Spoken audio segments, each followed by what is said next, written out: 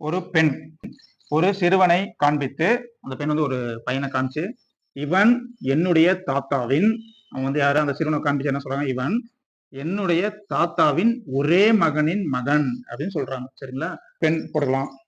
சரிங்களா? இது வந்து என்னது பெண். இந்த பெண் வந்து ஒரு சிறுவனை காமிக்கிறாங்க.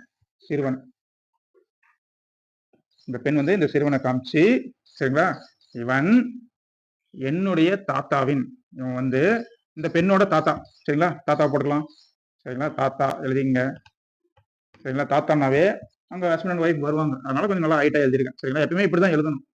வயசானவங்கள மேலையும், வயசு சின்னவங்கள கீழயும் எழுதணும். அப்பதான் நம்மளுக்கு ஆன்சர் கண்டிப்பா கிடைக்கும். சீக்கிரம் கிடைக்கும். ஓகே. தாத்தாவின் ஒரே மகனின் மகன். இந்த தாத்தாவுக்கு ஒரே ஒரு பையன் தான். மகன் எழுதுறேன். யாருக்கு மகன்?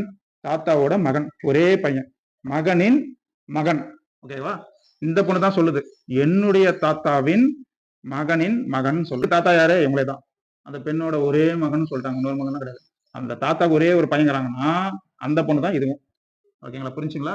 எனில் அந்த பெண் அச்சிறுவனுக்கு ஏ வகையில் உறவு நீங்களே கண்டுபிடிச்சிருக்கலாம். ஒரே ஒரு தாத்தாக்குறாங்க. அந்த தாத்தாக்கு ஒரே ஒரு பையங்கிறான். அந்த ஒரு பையனுக்கு பிறந்தது தான் என்னது இந்த பெண். சரி, இந்த பெண்ணும் சரி, இந்த மகனும் சரி. சரி, இந்த பெண் இந்த சிறுவனுக்கு என்ன ஆகணும்? சகோதரி. சரிங்களா? அக்கா தம்பிங்க அந்த மாதிரி மீனிங். அப்போ சகோதரி. சரிங்களா?